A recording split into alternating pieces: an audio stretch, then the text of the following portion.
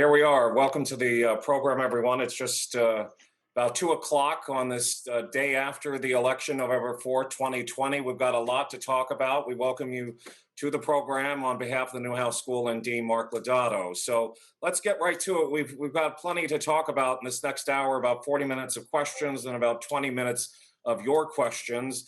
We're going to introduce our guest today. We've got the power panel, as I like to call it. Cheryl Wills is an anchor at New York 1 and New York City, and the anchor of New York 1 Live at 10. And Evan Hirsch, my friend, an old friend from CBS in Philadelphia, who is now a producer at Meet the Press Daily and also a Meet the Press program on Peacock TV. Welcome to both of you to our hour.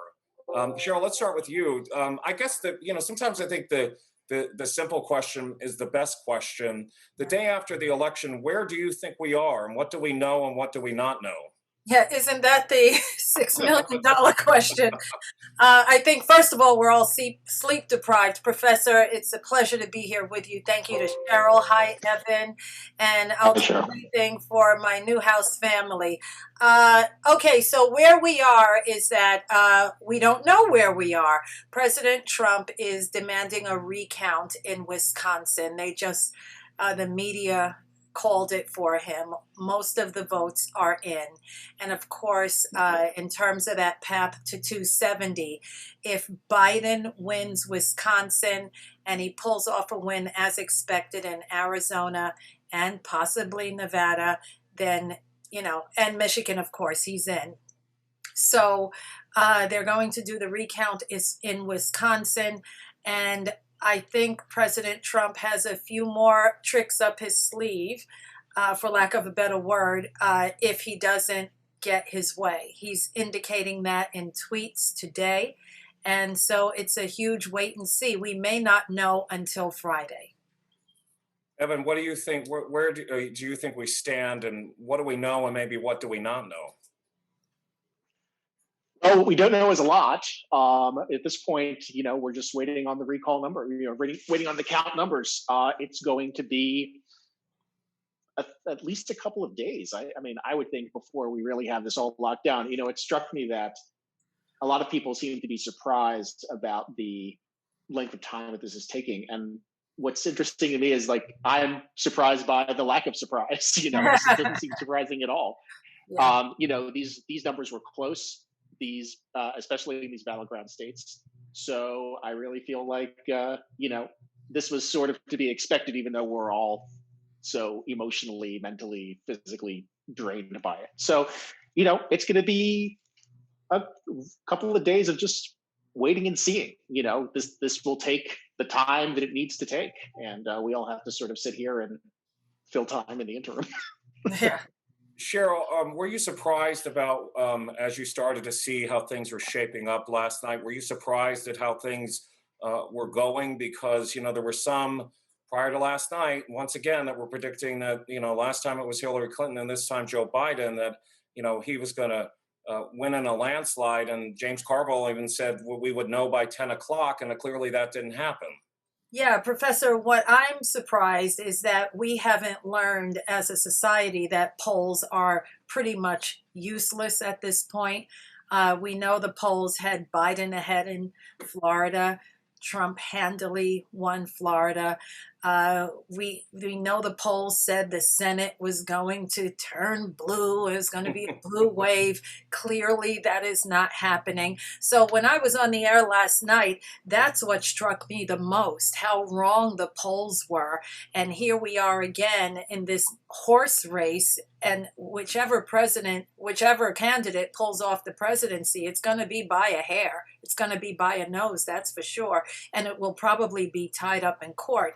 So, it was full of surprises last night, I got to tell you. And I feel like we should just stop with the polling, because the polls were dramatically wrong in 2016, dramatically wrong this time. Everyone was saying Florida, Florida, Florida.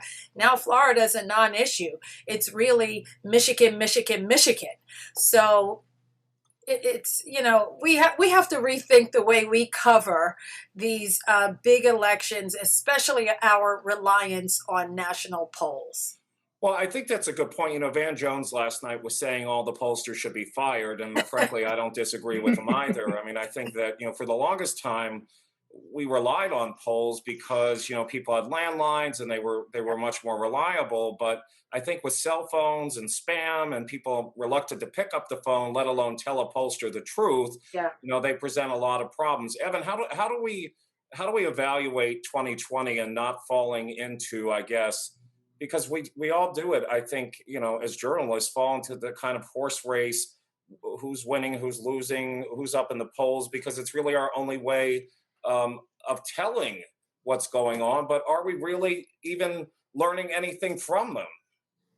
I think it's good that you've mentioned this, because we actually did, just in the last couple of weeks, our last episode of Meet the Press Reports, which is on Peacock, was a whole examination of the 2016 polling and why we actually thought, sort of, conversely, that it was actually right. Because the issue I think at hand is we are looking at polls to forecast the race, and that's not what polls do. And we as journalists, I think, at times don't do a terrific job of indicating to people that's not what the point of polls are. We're not fortune tellers. We're not trying to prognosticate.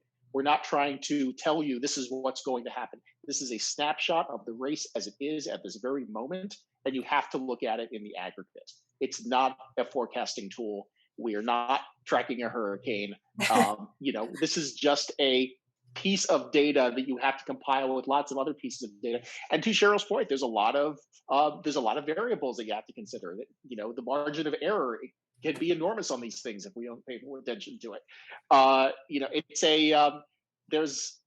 You have to look at it in the aggregate, in the whole piece, and perhaps over time, if you look at several different polls in one area, it might be able to give you a storyline. You might be able to tell where things are trending. But in terms of forecasting, that's not what they do. And I think we all need to do a better job of making sure people understand that.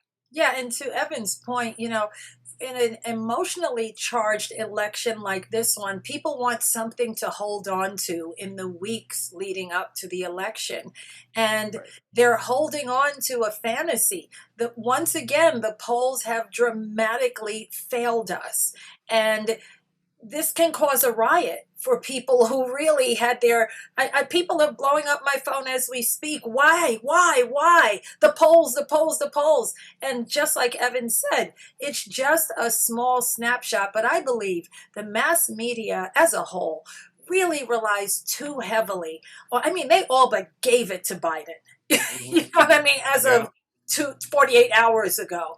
And I think that's really dangerous in many different ways. I think Donald Trump plays better when he's an underdog, and he was able to use that data that showed him losing allegedly in polls to tell his followers, the system is rigged. They're going to steal it from me. So in a way, all of that hysteria played right into his hands to gin up his base. And now we see, people are just cursing each other and out on Twitter, and, people marching to the White House and standing outside a non-scalable fence that was erected within hours. I mean, the country is becoming unrecognizable in some ways. As emotionally charged as 2008 was with Obama, I don't remember all of this hysteria and anger and the fences going up and the threats of riots and a candidate tweeting the word violence. This is real. We're heading into a very dangerous territory, and I think this may be a lesson for us all to pull back a little in terms of our predictions. I wonder, I think that's fair. Oh, go ahead, Evan. I'm sorry. No, I'm Go sorry. ahead. The one thing, and to sort of dovetail with Cheryl's point, is what struck me is that the margins are so razor thin these days. It just reinforces how divided we are and how split this electorate is. We're within a couple, we're in 5 digits in some places.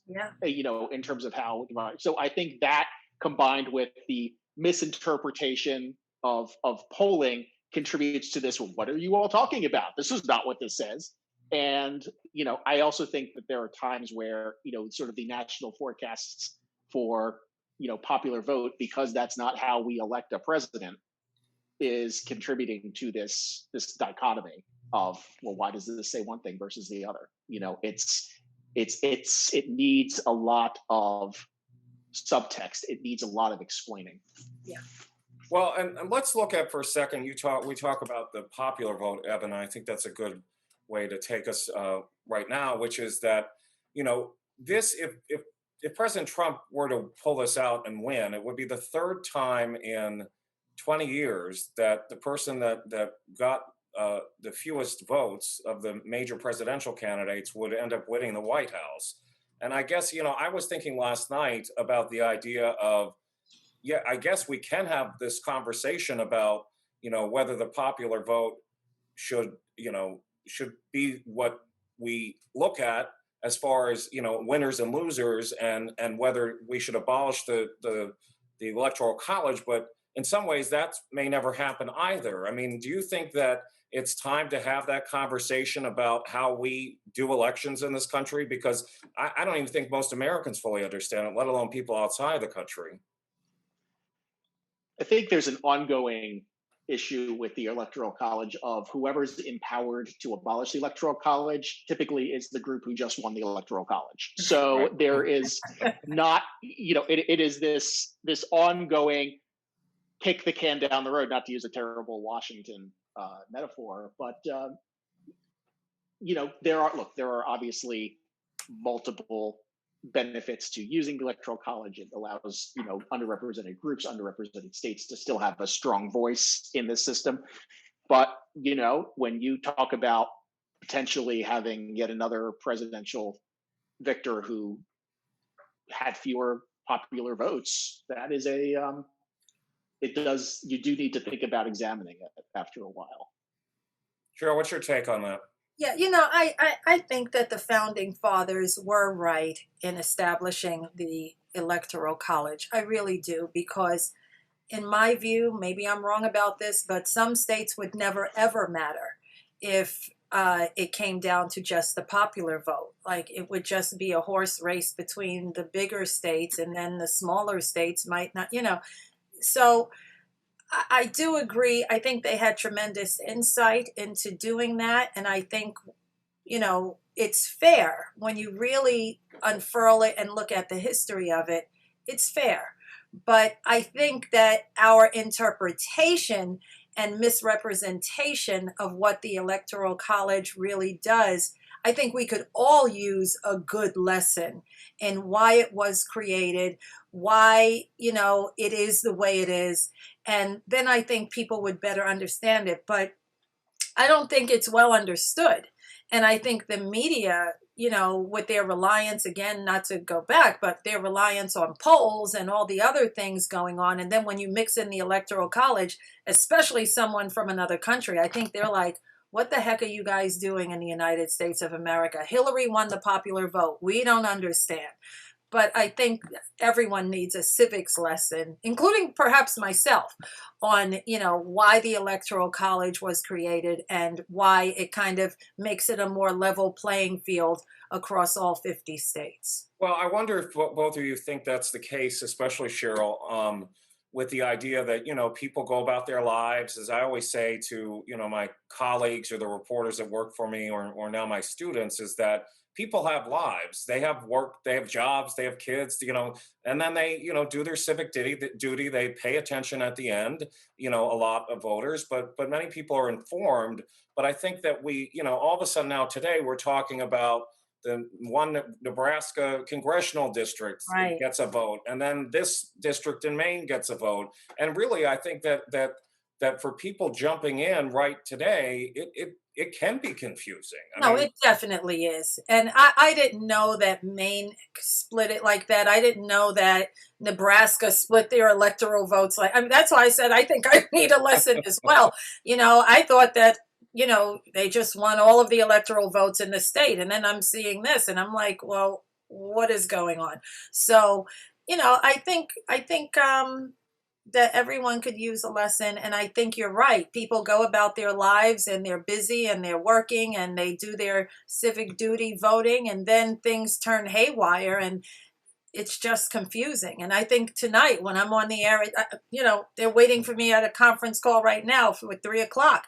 We have to figure out how we're going to explain this to our viewers in a way that they can best understand it, because every hour it gets more confusing. Some states are projecting Wisconsin. I have one eye on the TV right now projecting Wisconsin, and others are not.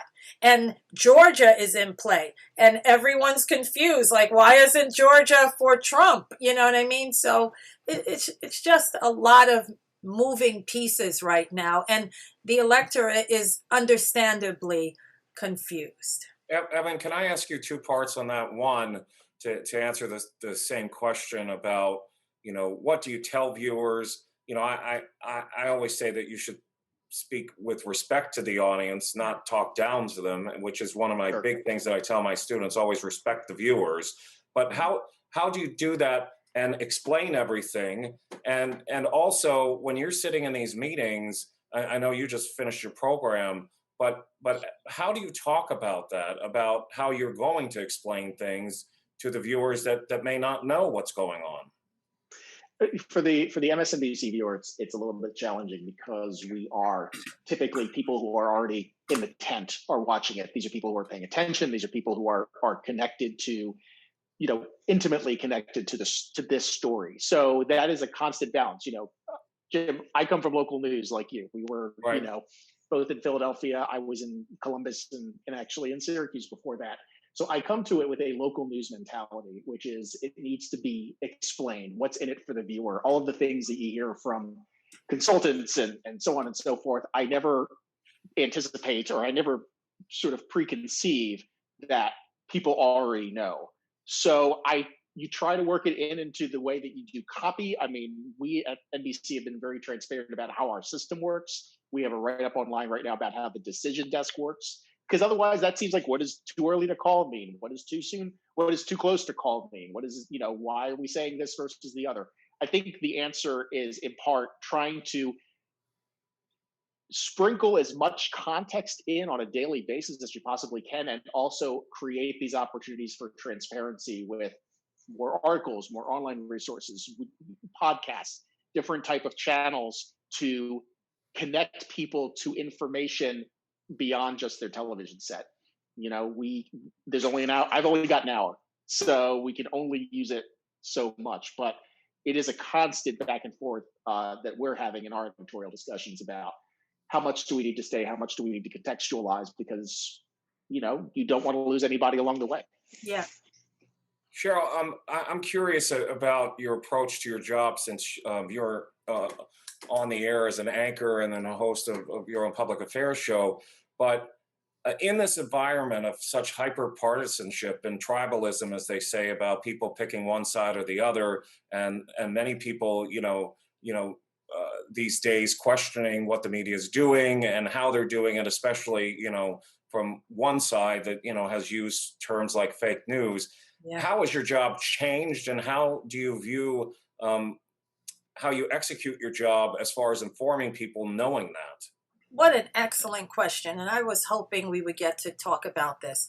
So we, for the first time in my lifetime, I graduated in '89. I'll let someone else do the math on how many presidential elections have happened over 30 years. But I will tell you that never before have we seen the President of the United States openly try to discredit the media as a whole. This is unprecedented. Of course, probably every president can't stand the media. I mean, we know that. Everyone wants to, just act like everything they do is perfect. Don't question me. But most have the sense not to say that. But now we have a president who has openly discredited the media and tarnished us with this brand of being fake, to the point when you're reporting on location, people who believe everything he says openly walk up to you and say you're fake. I'm a graduate of Newhouse. There's nothing fake about me or Evan or anyone that's been trained through this prestigious school. But how does that inform me as now I am sitting on the air as I will tonight to report on a man that thinks I'm fake and my colleagues and our precious fourth estate? It takes tremendous discipline and restraint because let's be honest, he has hit at the core of our profession and our livelihood and discredited us in a way that has never happened before. And it takes tremendous discipline to say I'm still going to be fair, and I'd like to think I'm doing that, even though I sometimes lean into that camera, and because some of the things he says are just incredulous. And I mean, how objective can you be with some of the things he's tweeted? It really pushes all of our colleagues to the edge. So to answer your question, Professor, it just takes discipline and professionalism. And I think that when we get off the air, it's just like you release to off camera because it's like, holy moly, who has ever even prepared for a scenario that we are currently in? Evan, what's your take on that? I think Cheryl's right on. I mean, our answer this is obviously something that we discuss a lot, is how do you combat the constant onslaught, not necessarily just from the president, but also the sort of tacit permission that he has given to others to not to criticize, but to lambaste. And our answer has basically been, be good. Just be good at it. Do your diligence, do the research, have everything buttoned up. Don't make mistakes, I mean, mistakes are inevitable, but try your damnedest to be as thorough in your work as possible. That's really all we can do. We're not in the business of antagonizing. We're not in the business of clapping back. Right. And we need to just continue to do what we do and hope that rises above eventually. That is an easy thing to say, and it is not always, and some days are harder than others, but that's been our goal, is if we can just continue to be good, continue to be accurate, continue to be thorough in our research, continue to be fair, that eventually that will, that will dismiss any unwarranted criticism and any unwarranted attacks. Evan, just to get to you a second on, since you produce Meet the Press Daily and then the program on Peacock TV, Meet the Press, as a program is on Sundays. And I don't know if you're aware of this. I was an intern at Meet the Press under Tim Russert. I was one of his intern classes. So I'm very familiar with kind of how the setup of that was, at least, some time ago. But you're producing something daily. I mean, Meet the Press is typically, and even this week, I think that's obviously going to change because you're pulling up the carpet every 5 seconds. Whereas, Right. Meet the Press used to be produced on Friday and they would get the guest and then by Sunday, everything was good. How do you produce in this environment? I mean, how are you not tearing your hair out or, Well, you'll notice you haven't seen the back of my head. Well, I can't see how much Yeah, hair I you pulled have. from the back. How do you operate under that? With Tums, with Pepto-Bismol, I mean, you just do, I mean, we're in the, to answer your question about how do we do it on a day-to-day basis, yes, the Sunday show is something that's produced over the course of the week. We have to hit a daily deadline. That does not mean that we're not still trying to provide Meet the Press quality context in everything that we're trying to do. Sometimes that takes the form of, sometimes it's smaller, sometimes it's we can do stuff that's a couple days out, but we're still keeping that in mind of how do we still do that on a day-to-day basis.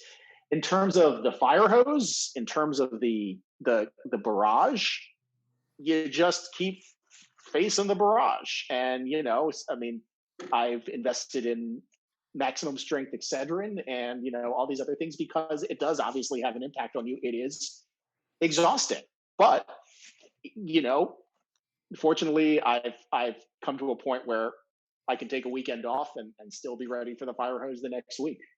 And when when that eventually stops happening, I should probably hang up the headset. But it is Well, a we are I think very practiced at the barrage now. So I'm not sure. I think it probably phased us more in 2016, 2017, but it's old hat these days.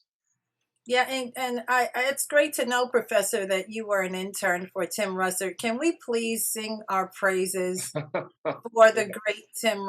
I was never so hurt when he passed away right before the 2008 election. He was the best I remember political. that day very Yeah. vividly. Oh, I said, oh, this man was. He was so watchable, and he was so just powerful and so prepared and so art. He was the gold standard. And you're lucky, Professor, that you were able to see him in action. So that's really great. I miss him to this day. I do too, and the day he passed away was devastating, and Oh, he was a hero of mine and role model. And I think too when you talk about Cheryl about him being the gold standard. One of the interesting things about Tim was that he didn't come up like the rest of us intending to going through Newhouse, all of that. yeah, He'd gone through the politics side of it. He was kind of the most unlike person to be on television, right? right. He wasn't exactly coiffed and all of that, but his questions and the questioning and all He of was that were prepared. so Yeah, superior yeah, and informative. And I agree. I mean, I think a lot of times, I think even when I looked last night at CNN or some of the others, that what would he do under these yeah, circumstances? What would he say today? What would he be saying last night? So, yeah, you know, I do think that we miss his presence, yeah, and that any of the students listening to go back and look at any of the segments you can find on YouTube of him yeah, grilling Hillary or John McCain, or I mean, I can think of, or this goes back, not yeah, even just in recent times. So that's a good point to make. I think for any of the students listening is to learn your history on that. Go back and look at some of those things, because you can learn a lot about political reporting and interviewing and questioning, especially for those students we have that want to go into political reporting. Cheryl, I wanted to dive deeper into New York City and New York yeah. State and areas outside. I was curious when I saw the lines around the block in New York City, that I thought, this really shows that people take their civic duty seriously, because, I mean, isn't your first thought, I guess, these people are all in line in a place they know is not going to go for, Right, is not a battleground state. right. There's not a chance that Donald Trump could win. He could build a million buildings in New York City. He's not going to win the vote in New York City. Did you think about, like, the fact that people were taking their civic duty so seriously in a place that wasn't a battleground? Absolutely, Professor. 1.1 million New Yorkers voted early. We don't even know about yesterday yet. 1.1 million New Yorkers voted early. That is astounding. It has no comparison, of course, because this is New York's first early presidential vote. It was just approved this year, early voting, but the numbers were off the charts by any stretch of the imagination. And it just showed, to your point, New York is not a swing state by any stretch of the imagination. We do have a borough. Staten Island always Yeah. goes for Trump, so that must be stated, and they did again. But it just shows how deeply invested every single New Yorker, well, most New Yorkers who were registered to vote. We didn't have 100%, compliance, of course, but the numbers, again, off the charts. It just shows you that everyone wanted to be able to say, I did not sit this one out. And it was the same all across the country. New York notoriously has one of the lowest voting records in the country, in part because we did not have early voting up until this year. So that played an important part in all of this. But as a journalist covering this every day, never have we seen, not even during Obama, which brought people out of the woodworks in '08, never have we seen this kind of enthusiasm to cast a ballot in the state of New York. And, I was hearing Mayor de Blasio complain about the Elections Commission, which has its own construction, and I don't want to dive too deep into that. But, we spent so much money, on a variety of different things in government. And I guess my question is to either of you, when you look at the lines in New York City, and the question then becomes why, and how do we conduct elections, and all of that, because it just seems that some of this stuff is so parochial and Right. how we conduct elections, and that maybe not enough money is put into conducting them in the first place. I mean, I just moved here to Syracuse from Washington in August, and I registered to vote, and it took like 6 weeks for them to register me because they were so Oh, backlogged. So, yeah. I mean, talk about that, Cheryl, from a perspective of a journalist looking in from the outside about how we conduct elections. Yeah, well, I can speak for New York City in Yeah. particular, and I could tell you, you hit the nail on the head for New York. It's run by what's called the Board of Election. It's all commissioners, and what happened was they got the okay. The state election happened, gave the green light for early voting. Here's one problem: they didn't give them extra money, so they were able to vote early, but they couldn't hire more sites and more workers to get the job done. So they had just enough money for New York City's a city of 8.5 million people. 1.1 million voted, and there was a bare minimum of sites to vote. So that's what led to the ridiculously long lines, even at Madison Square Garden, even at Barclays Center. So they had a money problem. They didn't give the board the money to expand the early voting because, of course, they had nothing to base it on. It was the very first time.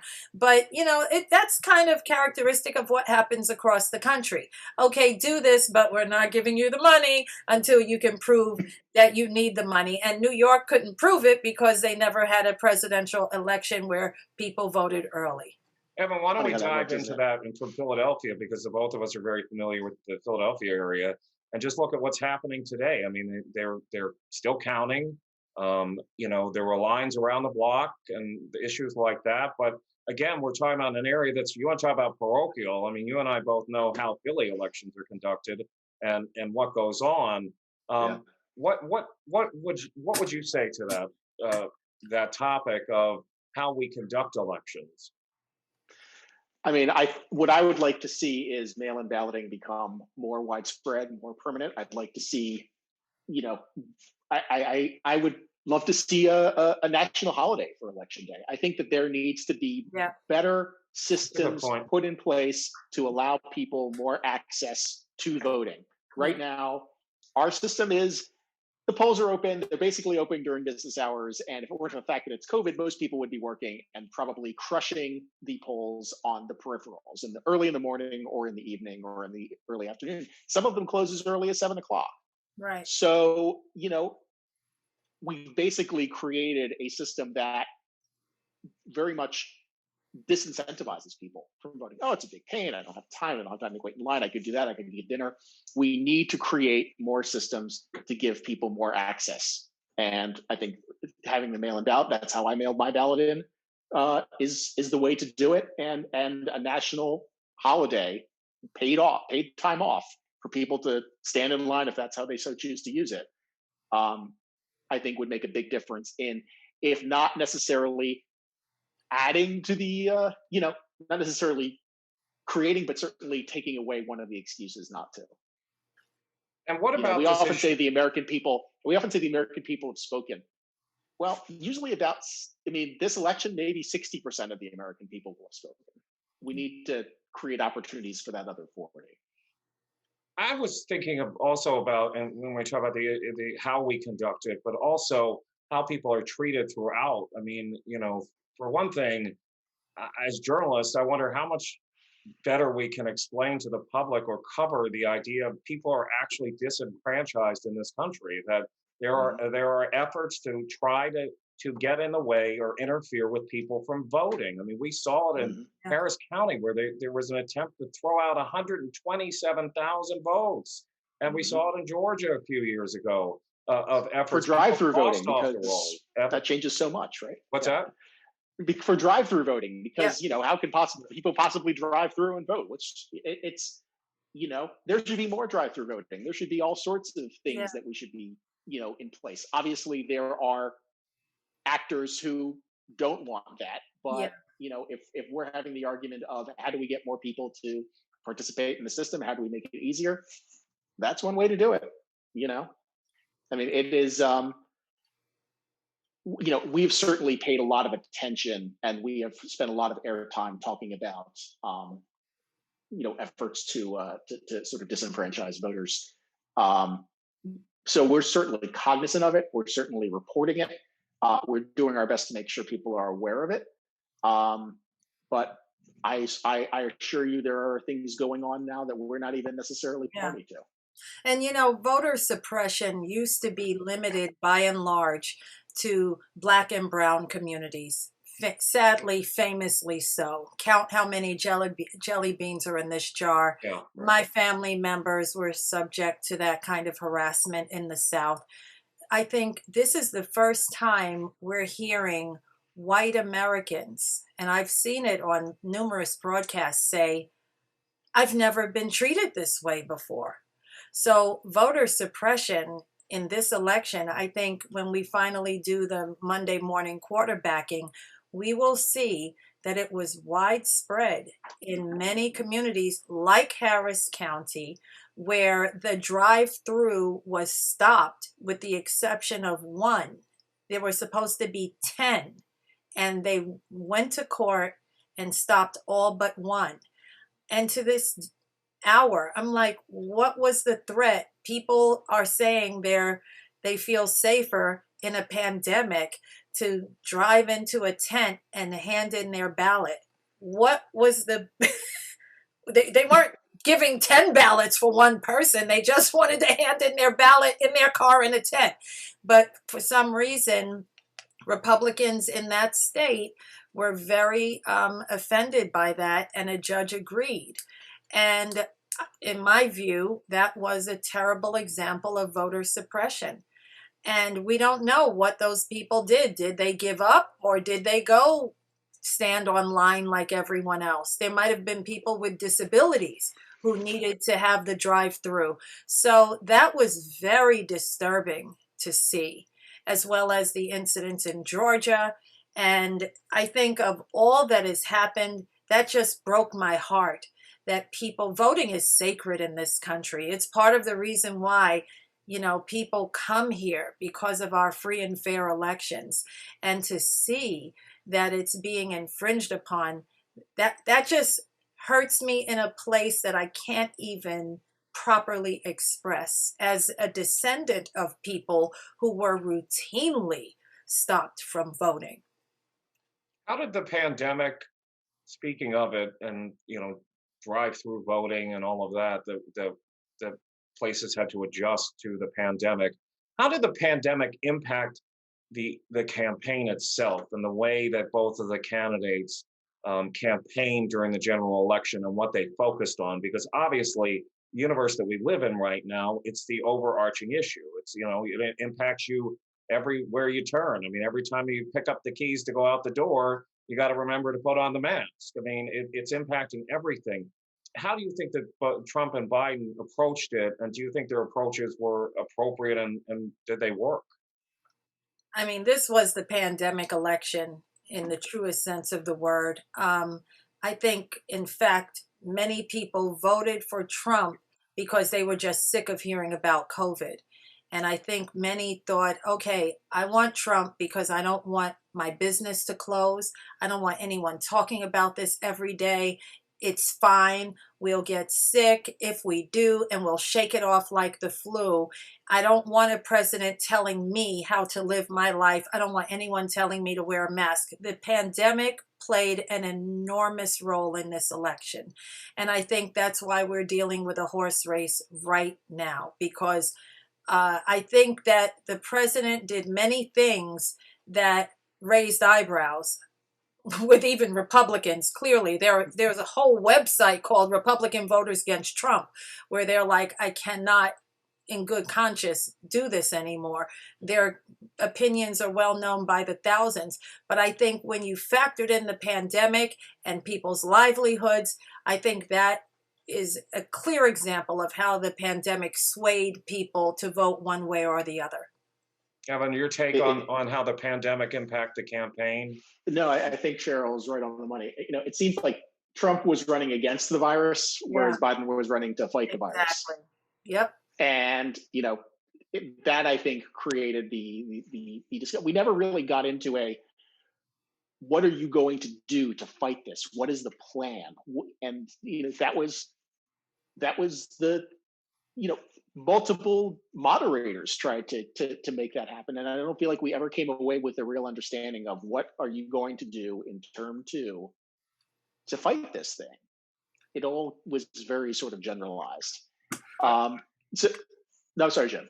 No, go ahead. Finish, please.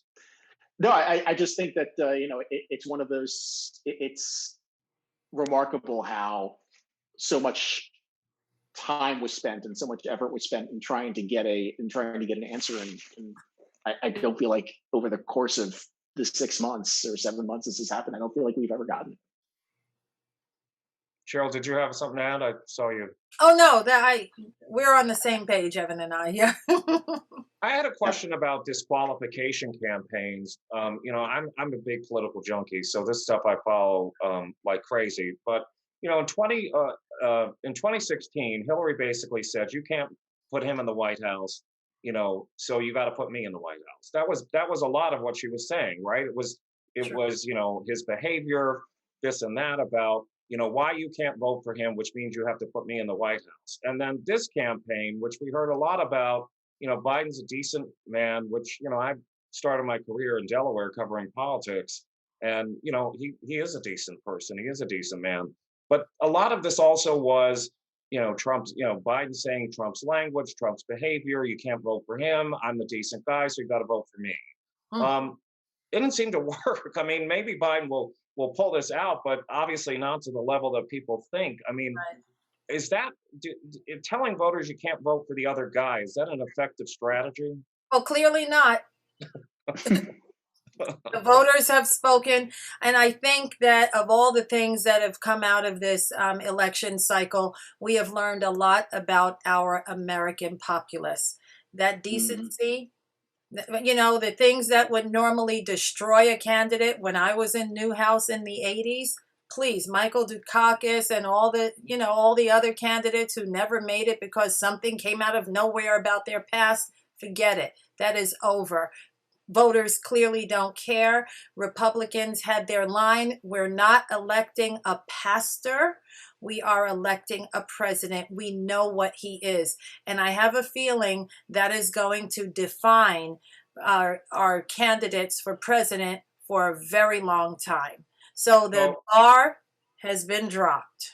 So we have questions from our audience, and I'm going to cycle through them. We've got quite a few. There's some good ones up there. We got about 20 minutes left. So if we can do a couple hot takes on some of this, we've quite a few to get through. Let me start with what is reported to us is that AP just called Wisconsin for Biden. Any thoughts from either one of you? Yeah, no, and Trump is going to challenge it mightily because it's a razor thin margin. Mm-hmm. He's already ended a recount. Evan, your thoughts on the fact that a mountain, and I'm not implying anything by that, but literally at the end of the day, like they must have been mail-in votes or they were Democrat votes coming in somehow, via mail-in balloting, that this changed as far as how we count and how we figure out the math and all of this, didn't it? Oh, absolutely. I mean, where were we last night? Were we even talking about Wisconsin until the late hours of the evening? I mean, we were, and even beforehand, we were focused on Pennsylvania, we were focused on Florida, but it just goes to show you that, the polling can only do so much, that, these people are going to vote how they're going to vote. It's one of the things that I hope that we continue to learn over the course of no campaign can ever be covered perfectly. No presidential election can ever be covered perfectly. I hope mail-in ballots become a thing that continues. And so as a result, I hope that that continues to inform as we move forward how we cover it during the course of the evening. That by the time 11, 12 o'clock, 1 o'clock rolls around, that, we have not tried to say anything decisive about it because there's still all these ballots left out there. Cheryl, quick to you. This is our next question. Do you think that in our lifetimes, to both of you, that we'll see online voting? We're talking about balloting and mail-in balloting and all that. Do you ever think that we'll see online voting in our lifetimes?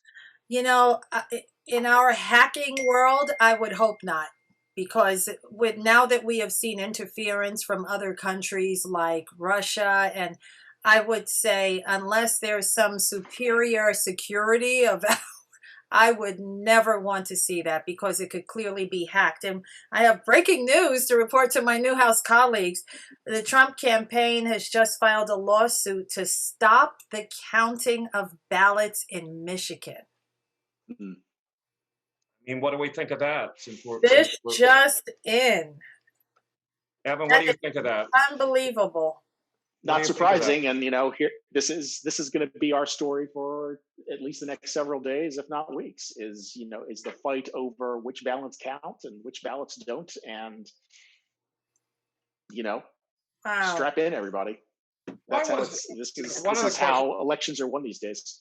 One of the questions was, why was everyone so, and besides the polls, I mean, I know that that's the quick answer, but why was everyone so sure Biden was going to win? I mean, the same from 4 years ago. Everyone was, I was covering Hillary at the Javits Center 4 years ago, and the glass ceiling was above us, and of course it was the symbol of a woman breaking the glass ceiling, and everyone's so sure she was going to win, and it was like a funeral in there when she lost. I mean, why was everyone so sure Biden was going to win? That's a good question. I think that was really a narrative driven by the mass media. I'm telling you, I cannot wait to see the movies and books that come out of this, because this is also a referendum on the traditional media. That cannot be overstated. The media, sans Fox News and the Wall Street Journal and the New York Post, the rest of the mainstream media, they literally want Biden to win. And it's because he has crapped all over us as a whole. And I was looking in the faces of, my colleagues in the national press, and you could just see like this, he's gotta win, I mean, you could tell they had to dial it back. I was watching MSNBC, I was watching CNN, I was flipping all over the place, even while I was in between my own newscast. And they really want, so I think that drove it, Professor. So I think they helped spin the narrative with the polls, which, as we've already established, are not an absolute, and the media's ferocity to win. They want him to win, to show that they're not fake news. So I think it was just a perfect storm. But it's still not sure. I mean, he may still win, but the media was definitely gunning for him to win. Well, I wonder if this is kind of groupthink with the media, because when I'll give you an example. This goes back to 2000. I was in Harrisburg covering a event for Cheney had visited Vice President, soon to be Vice President, but Cheney had been visiting Harrisburg to do an event. And I interviewed these two women, and I said, well, why are you for George W. Bush and Cheney? And they said, well, we just are, and we don't know anybody that's going to vote for Al Gore, so Bush is going to win in a landslide. And now I'm going to take this from the opposite standpoint, that is it that kind of insular, and I talk about this all the time about DC, the people that live in DC don't live in the real world, coming from DC in the last 7 years, is that are folks in the media in such a group, an insular group, where they're like, I don't know anybody that's going to vote for Trump. How could he win? None of us know anybody that voted for Trump.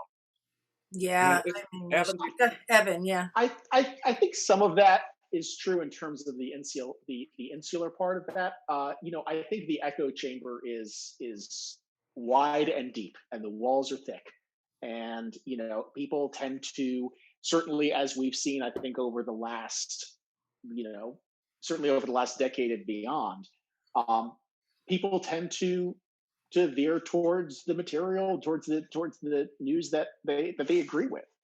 And as a result, there has been I think a nutrition deficiency in consuming other types of news, consuming from other outlets. People who watch one channel watch that channel. People who watch another watch the other. They wouldn't even dream of switching. And I feel like that has contributed certainly to this schism that we see, that I think has now manifested itself in places like Wisconsin, where the vote is straight down the middle, give or take a couple thousand here or there.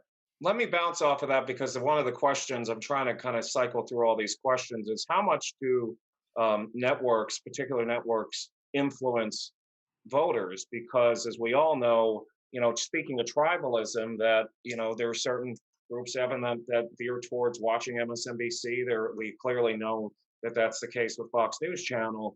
And even, in recent years, people trying, the president hating on CNN. How much do networks influence voters and what people think? I think it depends on what part of the network you're consuming. I come from a show that is more of a down the middle. We're part of Meet the Press. We keep that very much in our heads whenever we produce anything. Our show is going to be different from some of the more opinionated programming that you're going to see on MSNBC primetime. But to my previous point, man cannot live on one thing alone. Man and woman cannot live on one thing alone. You have to be. I think it is incumbent upon the news consumer to know that there's a lot of different types of news out there, and that a balanced news diet is something that's going to help you have a more informed decision. If you want just confirmation bias, if you want just your opinion repeated back to you, then yeah, you can consume one form of media. But I don't think that's unique to cable news or network news or blogs or newspapers or whatever what may have you. You have to have a greater breadth, and I think that's something that we can encourage people to do, and is important to having a real understanding of what's going on out there. Well, do you think some of that is self-choice? Maybe, not that the networks are influencing voters, but voters are picking the networks that they, you're saying confirmation bias, that they want to hear their own opinion. I mean, I had an aunt who she watched Fox News religiously, and if she walked out of the room and I changed the channel, or if I walked out of the room, had changed the channel, by the time I got back, it was on Fox News again. I mean, like, Right. this thing happened all the time with us. Right. And so I guess my question is, do people self-select? I mean, are they watching things, because it's confirming their opinion? Cheryl, I know, Evan, you just kind of alluded to that. What do you think about that, Oh Cheryl? yeah, there's no doubt about it. No doubt about it. And what I find very interesting is how, say, CNN refers to Fox as state news. Again, this is something that when the postmortems are written, I think journalists with Fox News are going to they're going to have to answer the criticisms of their colleagues. What they're doing, I think, is, I don't like to criticize my colleagues, but, I think they're very blatant in what they're doing. That's probably an understatement, right? I'm really hesitant to criticize, but it is what it is, and they seem very proud of what they're doing. And I think that history will judge them accordingly. Well, I think some of it is healthy, Cheryl, to critique and criticize. I mean, Yeah. I think, even in my class, we look at different newscasts to just critique the content and how it's done. But I also think there's value in having a critical eye towards certain things. My Yeah. question in line with that about confirmation bias and networks kind of, going into different corners is that, let's say a CNN, have they fallen into the president's trap that Yeah. he's hated on them for fake news, and now all of a sudden, because I feel like I've seen this in the last couple of years, where their coverage has become much, much more critical, Oh, and their anchors have gotten much more snarky no doubt than about I like. No doubt about it. And I think that they have the attitude of, if you can't beat them, join them. Yeah. And clearly Don Lemon is clearly, Chris Cuomo clearly, I think Anderson Cooper tries to kind of stay in the middle, but then he shows his, I mean, this is unprecedented, and it flies in the face of everything we learned in Newhouse, doesn't it? Yeah. I mean, it's really difficult. I know for my public affairs talk show in Focus and going on tonight, I try extremely hard to stay right down the middle, just report the COVID cases, report what the president tweet. Let me give you an example really quick. I know we're almost out of time. Yeah, we are. On what is today? I don't even know where I am. Tuesday, Wednesday night, Monday night, Monday night. The president tweeted something that was incredulous to me, and he said, "This is going to cause violence." And I went, "Oh my gosh." And I saw everyone just turn to his tweet and was blasting him, but I read it straight and didn't offer any commentary. And I let the viewer, you go and you make with this what you want. And I just read it and went on, because that's how I was trained in Newhouse. So I think there are some of us who are still like Evan, just calling it straight down the middle, not revealing, but we are quickly being outnumbered, clearly. We are all Newhouse grads. I'm a broadcast and digital journalism grad as well. I'm curious, as we get towards 3 o'clock, we have about 5 minutes left. But what advice would you give to our great Newhouse students about what we just discussed in the last hour, and how to conduct themselves as journalists, and what advice you would give them as of November 4th, 2020 at about 3 o'clock Eastern time? Cheryl, you want to go or you want me to? Yeah, Evan, you start. Okay, sure. My advice would really be the advice I'd give a voter, which is read, consume as much as you possibly can. Try to get different opinions. Get engaged. Get involved in this. Get emotionally invested in this story. This is a people story when you really come down to it. I mean, there's really, politics can be so sort of vanilla in some ways, covering council meetings, covering all this other,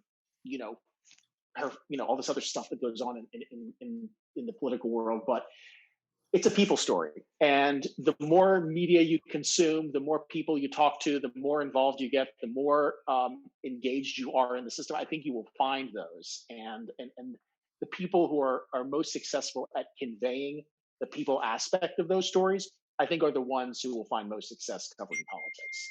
Yeah, agreed. And I would like to say to all of our wonderful Newhouse students, as you enter the workforce, stay true to what you learned in our prestigious school. Absolutely. Do not, bend left or right. Even if you work for a newsroom that clearly says we bend left or bend right, you can't go wrong when you are faithful to the viewer. And after all, you are really working for the viewer. I know the station is paying you, you're getting your checks that says ABC, NBC, but you are truly working for the viewer. And that's how I approach my job for the last 30 years. And I hope you will do the same. Remember the viewer, and you owe them your objectivity. Well, and I just to drive that home for our students, as I said earlier about the fact that respect the audience, respect them always, and live true to what you're learning now. I mean, it's why we talk about ethics all the time, because that's the underpinning of this education, Newhouse education. So I can't thank you both enough for joining us. Cheryl Wills from New York One, the anchor of New York One Live at 10 and a public affairs show, and Evan Hirsch, who is a producer at Meet the Press daily on MSNBC and a show on the Peacock TV. I'm Professor Jim Osman on behalf of the Newhouse School and Dean Mark Lodato. Have a great afternoon. Thanks. Thank you.